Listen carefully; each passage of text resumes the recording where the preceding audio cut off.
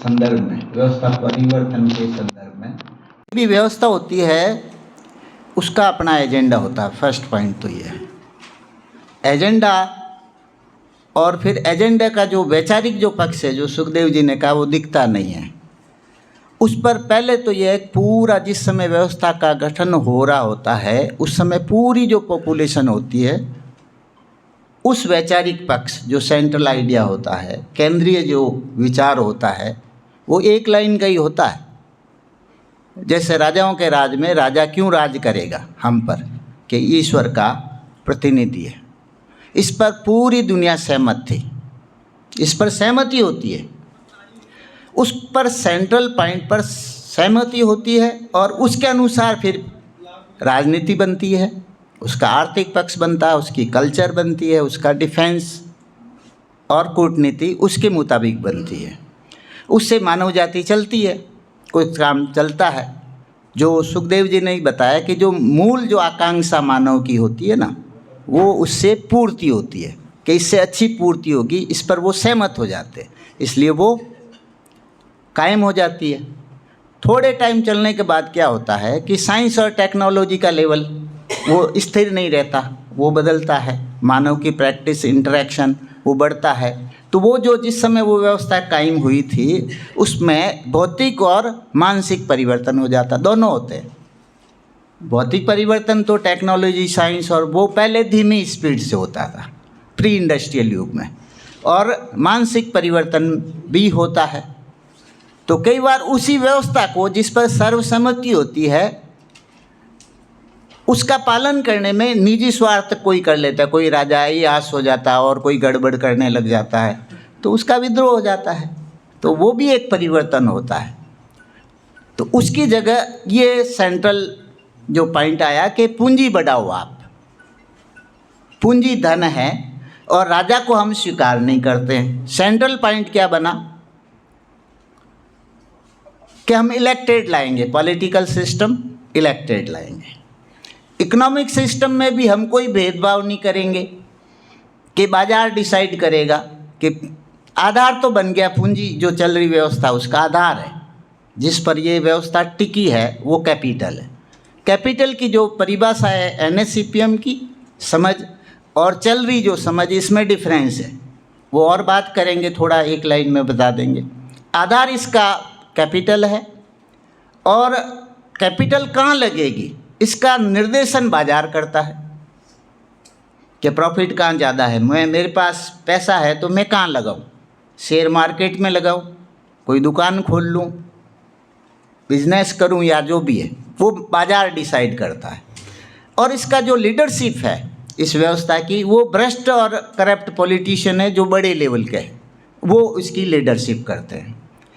अब क्या होता है कि लीडरशिप जो कर रहे होते हैं, ये जब से पूंजीवाद आया, तो ये जो राष्ट्रवाद है ना, वो वर्किंग एरिया था स्टार्टिंग प्रतियोगी पूंजीवाद का, उसका वर्किंग एरिया था, और उसमें पार्टियाँ थी, उन्होंने इलेक्शन सिस्टम लाया।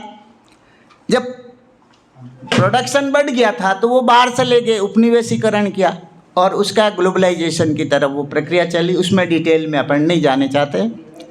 वो जो प्रोसेस चलते चलते पूरा ग्लोबल बन गया, सिस्टम वही है, लेकिन उसमें थोड़ा थोड़ा परिवर्तन हो रहा है। यानी मूलतः जैसे बच्चा जवान हो रहा है, मिडिल एज में आ रहा है, बूढ़ा हो रहा है, हम उस सेंस में नहीं जा रहे हैं इस व्यवस्था को, वो एक अपना आप ख़त्म हो जाएगा। जैसे एज में तो मानव ख़त्म हो जाता है, उस सेंस में मैं इस व्यवस्था के बारे में मैं नहीं कह रहा हूँ। लेकिन ये व्यवस्था डेवलप होके अपन कहते हैं कॉर्पोरेट व्यवस्था है, और इसका खुद का एजेंडा है। एजेंडा हम ये क्या कह रहे हैं कि ये जो गलत एजेंडा था, कैपिटल के बारे में हमारी जो समझ थी, उससे जो हमारा विकास का जो मॉडल निकला, कि हम एफिशिएंट किसे कहेंगे, कि जो ज़्यादा पैसा इकट्ठा करे, जो तेज गति से पैसा इकट्ठा करे। तो इसके लिए और बाजार की नीड थी कि कूटनीति और डिफेंस सिस्टम, वो बाजार में आपको झूठ ही बोलना है, लेकिन ऐसे एक्सपर्ट बनो कि अगले को लगा ये सच बोल रहा है। एक्सप्लेन कर रहे हो तो वो कहता है यही सच बोल रहा है, बहुत बढ़िया, आपका ये आपके लिए है साहब, स्पेशल ऑर्डर दे के आपके लिए ही मंगाया है, लीजिए जी, आप लीजिए, ये आपके लिए। और वो अच्छी तरह जानता है कितने में लाया हूँ, क्या कर रहा हूँ, क्या ठग रहा हूँ। मार्केट खुद ये कहता है, ये व्यवस्था खुद कहती है कि आपको डुप्लीकेट ही रहना।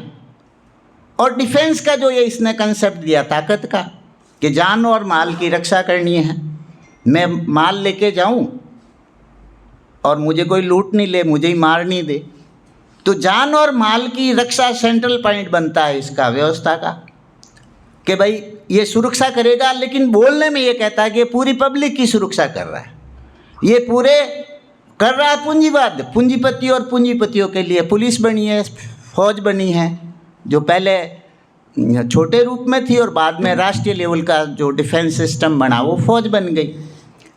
तो उसने प्रचार गलत किया और उसी को वो डेमोक्रेसी में भी ये कहता है आप चुन लो ना, वो व्यवस्था पर प्रश्न नहीं उठाने देते। पूंजीवादी आधार पर कोई समझौता नहीं करता वो, कि पूंजी तो रहेगी, लेकिन वो ये कह सकता है कि यार मेरी जगह इनको लिया है, नेतृत्व तो बदल दो आप। और इसी को अपन ने सत्ता परिवर्तन भी मान लिया। और जो नेशन जो सिस्टम है इसके पीछे पूरी पब्लिक को भी लगा दिया कि ये जो वर्किंग एरिया जो नेशनल का राष्ट्रवाद है, इस पर जनता समर्थन दिया है। 2 विश्व युद्ध लड़े हैं, पूरी दुनिया इस एजेंडे के समर्थन में। पहले ये गलतफहमी में मत रहो, कम्युनिस्टों का जो मामला था वो थोड़ा वो प्राइवेट पूंजी का जो प्रबंध था उसने सरकारी पूंजी का प्रबंध किया, बस इतना सा चेंज हुआ। तो दिखने में बहुत बड़ी क्रांति लगी थी कि जो प्राइवेट पूंजीवाद था उस पूंजी को सरकार ने कंट्रोल कर दिया। रेलवे जब सरकार चला रही है तो समाजवाद कह दिया, और अडानी अंबानी चलते तो पूंजीवाद हो गया। तो कहने का मतलब बैंक निजी चलता है तो निजीकरण, और राष्ट्र चला ले बैंक तो राष्ट्रीयकरण, और वो समाजवाद हो गया। तो था पूंजी का ही प्रबंध, यानी व्यवस्था का इसी पूंजी के प्रबंध की व्यवस्था थी। अब NSCPM बनाने की क्यों जरूरत पर थोड़ी बहुत बात तो बताई थी कि ये जो एजेंडा चला इसने पूरी मानव जाति के अस्तित्व को ही खतरा पैदा कर लिया। ये एनालिसिस है NSCPM का कि सेंट्रल पॉइंट ये निकल गया कि आप आगे क्या बात करो, अच्छी व्यवस्था बुरी व्यवस्था, ये तो मानव जाति ही नहीं रहेगी, आप क्या व्यवस्था बनाना चाहते हो। तो फिर पहले ये पता करो ना कि जिंदा कैसे रहेगी इस प्लेनेट पर और पूरी बायो लाइफ। जब ये एनालिसिस आया तब कहा कि ये एजेंडा ही गड़बड़ हो गया। जो मानव का जो सेंट्रल पॉइंट था कि सही गलत ये का आधार हमने जो बनाया पूंजी को, कि पूंजी इकट्ठा करने में मैं इंटेलिजेंट कहलाऊंगा, मैं एफिशिएंट कहलाऊंगा, उसी में मैं सुरक्षा देखूंगा। तो फिर सुरक्षा जो मूल जो आकांक्षाएं थी मानव की, इज्जत की, गरिमा की, समानता की, न्याय की, वो सारी पूंजी से पर अटकी हुई है। और वो अब आज की व्यवस्था क्लियर कट दिख रही है कि अदालत कहाँ खड़ी है, ताकतवर के साथ, पैसे वाले के साथ, कार्यपालिका पुलिस और वगैरह किनके पक्ष में खड़ी है। वो क्लियर कट इसका जो असली रूप था वो अब क्लियर कट लोगों के समझ में भी आ गया। तो ऐसे समय में एक अवसर होता है कि जिसे संपूर्ण क्रांति कह देते, जो थोड़ा बहुत तो कहता है परिवर्तन, फिर संपूर्ण परिवर्तन लगा देते। कन्फ्यूजन जब होता है, सत्ता परिवर्तन को कई परिवर्तन मान लेते हैं, जनता पार्टी आने को परिवर्तन मान लेते हैं। वो व्यवस्था एक ही थी वर्ल्ड की, अंग्रेज चले गए तो कहते हम कोई व्यवस्था बदल गई, नहीं बदली, व्यवस्था वही थी।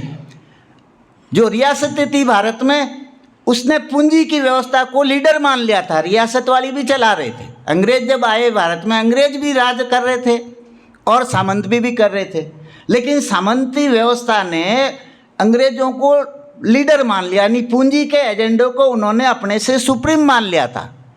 तो पूरी व्यवस्था ग्लोबल एक ही थी, उपनिवेशी काल में भी फर्स्ट प्रायोरिटी पर वो कैपिटल आधारित व्यवस्था बन गई थी। अब इसमें थोड़ा थोड़ा परिवर्तन होता है, हम कंफ्यूज हो जाते हैं कि अंग्रेज चले गए जैसे कोई नई व्यवस्था आ गई। फिर कहने में ये भी कहता है कानून तो वही है जो 1935 का जो संविधान था उसी को अमेंड किया, उसी को अपडेटिंग कर दिए, एरिया वेरिया बदल दिया है।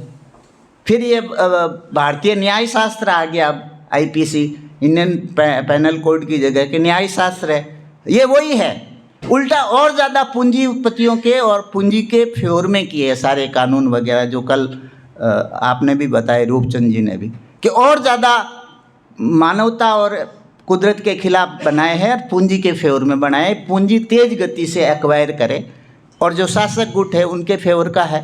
तो ये जो लोकतंत्र की जो बात है वो शुरू से ही लोगों का तंत्र था ही नहीं, ये हमें गलतफहमी बैठाई है। इसलिए जितने भी क्रांतिकारी वो कहते हैं कि ये हमारे नौकर है, एसडीएम ये सरकार के नौकर है, पब्लिक के कोई नौकर नहीं है, भले ही आपसे टैक्स ले वेतन का वो ले वहाँ से, ये भी गलतफहमी है। वो स्टार्टिंग से ही पूंजी के प्रबंध की व्यवस्था के, चाहे कार्यपालिका हो, न्यायपालिका हो, और वो अब दिख भी रही है, चाहे विधायिका हो, संसद वगैरह।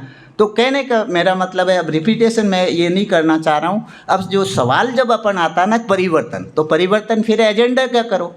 एजेंडे का करने का मतलब उसका जो सेंट्रल थीम है कि सही गलत का जो आधार है, जो कल भी मैंने बताया कि ये पूंजी नहीं है आधार, व्यवस्था मतलब ये अब काम की नहीं, रिलीवेंट नहीं रही, इससे भी विकास हुआ है।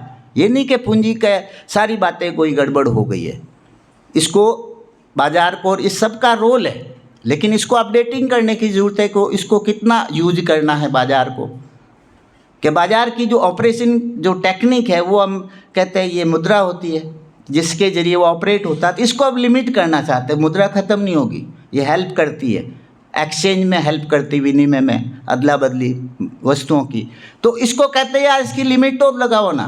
ये तो कहते हैं 1 अरब रुपये में इकट्ठा कर लेता हूँ, वॉरेन बफेट 1 साल में अरबों लाखों करोड़, 15 लाख करोड़ 1 साल में प्रॉफिट ले लेता है, और वो एफिशिएंट है और जायज़ है, और वही कल्चर है कि वो ठीक है आप भी करो ना, आपको स्वतंत्रता है, किसने मना किया।